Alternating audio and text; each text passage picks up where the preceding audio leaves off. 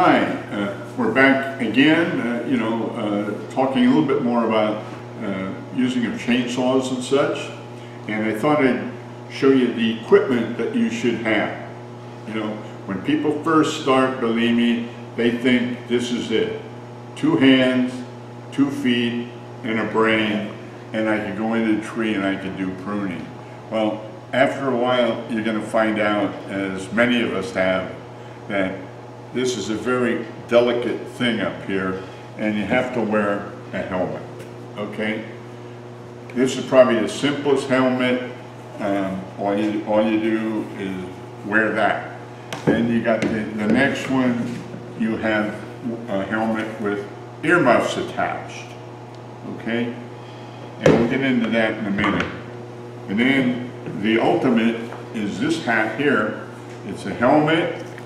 It's got the earmuffs, keep the stuff off your back, and it's got a screen in the front. Okay? Come up, come. That tilt up and down? Oh, I'm sorry. Got to pull it down, not up. Okay? And protect your eyes. If you don't have this, a lot of time, they make a pair of goggles with the mesh on it, and then they have some that are plastic. But a lot of time when you're running a chainsaw, you should have some kind of eye protection. It throws a lot of chips. I didn't tell you that when you were running a chainsaw, but when you run a chainsaw and you're cutting down, all the stuff comes back at you. If you cut up and you're cutting on the top of the chain, it's throwing it forward. So a lot of guys will do a little bit of a cut like this and then do the undercut so they stay clean. But in some instances, you just have to do it the proper way, undercut, come from cut down, okay? So, cheapest helmet, more expensive. But you take good care of them, they last forever, okay? The only other thing is, Thomas brought these in, and this is little earplugs. They got all different kinds. These are just a little yellow ones you throw away. My guys used to have the little rubber ones with a little string around. When they weren't using them, they just hung around their neck and then they could put them back in. Mm-hmm. Some come with a plastic piece around and they go in. Protect your ear. Chainsaws and chippers will devastate your ears. Big time. So you got to be very careful. Okay, and then if you're wearing one of these, you can always put these in and put these on yourself. A lot of times people just leave these hanging around their neck. But if you're going to be around any of that noisy equipment, you better use them. The next thing, and we didn't bring it in, is a pair of boots with steel toes on them. Because you saw what the chain looks like. You just go like that. It doesn't have to be running.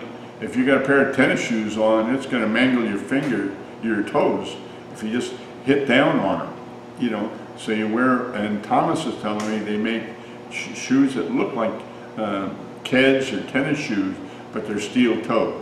So they have all this good new equipment now, and you could look it up online and find out, talk to other tree people and see. And a lot of times if they're very expensive, and they might be, don't use them every day. Just use them when you do tree work. If you do gardening and landscaping, maybe you have a cheaper pair of steel-toed boots, but in a tree you might want something a little lighter, but still have the protection, okay?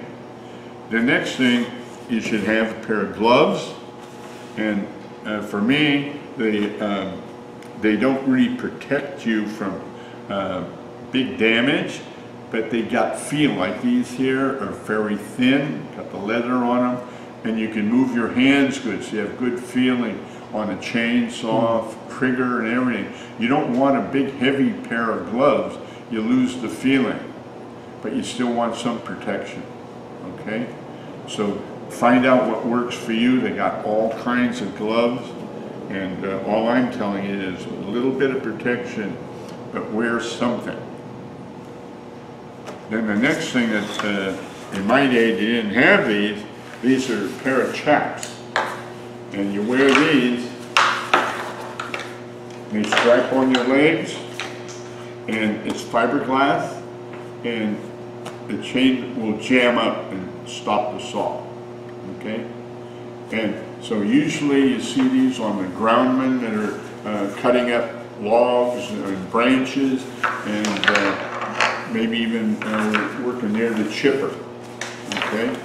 So I asked Thomas, because I see all these Chaps coming out nowadays, and I said, you know, did anybody wear them in the trees? And not that I know of. You know, maybe that's coming, but what we were talking about, the less encumbered you are when you're doing tree work and you're in a tree, it's easier on you, less stuff to worry about.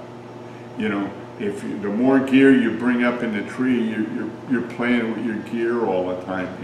When you're up in a tree, usually you have a high line, you've got your safety rope, and then maybe you got a bull rope to lower branches. So you got a lot of stuff that you're going to have to keep track of. You know, so you don't need more personal gear than what I kind of showed you here.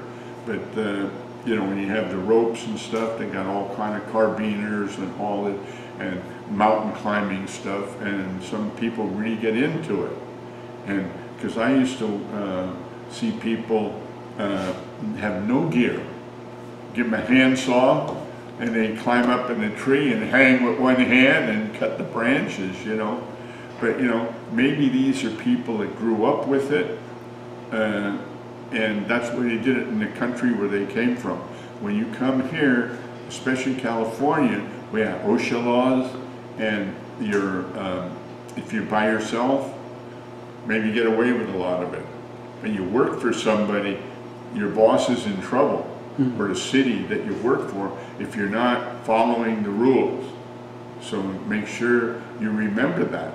Whenever you're working, you gotta know what the rules are, because if you break them and somebody reports it, you get in a little bit of trouble, but the boss may lose his business. And you don't want to be the cause of that. Okay? Tom, do you have any other things you'd like to add to that, or? Gus, what about if I got earrings, I got nose ring, I got long hair, and all this kind of, I got jewelry, I got my bling, what do I do with all that? Well, you got to remember, I started teaching in what I call the hippie days, and I had a lot of trouble. I used to have students in my machine class getting their hair stuck in between a wrench and a nut. They'd be tightening it in, and everything was going good till they tried to walk away and their hair was stuck. So that's when we started, and this has come down. That's why a lot of men and women wear bandanas now, bun their hair, put a Navy watch cap on, a snow cap, pull it down, and keep your hair, you know, away. Hair get caught in a chainsaw, you're in big trouble. Or an electric drill, skill saw, anything that goes around, it could scalp you, you know, or pull you into the machinery, you know. So, yeah, Thomas, that's a good thing to bring up. A lot of people are proud of their hair, but when it comes to this kind of work, I don't tell you to cut it off, because you have your hair the way you want it, but for work, you're going to bundle it up and get it out of the way. You know, you don't want it hanging down, you know, and so you have less problem there. And anything else you can think of? There was a student telling me they make these silicone wedding bands now. Well, you know, I used to wear mine.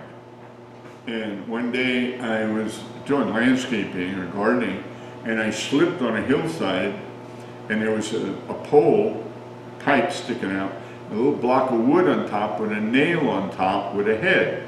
And I was hung. Of all things, the head of the nail got caught, and I'm hung like that. And nothing ever happened. It got a little bit of blood on there.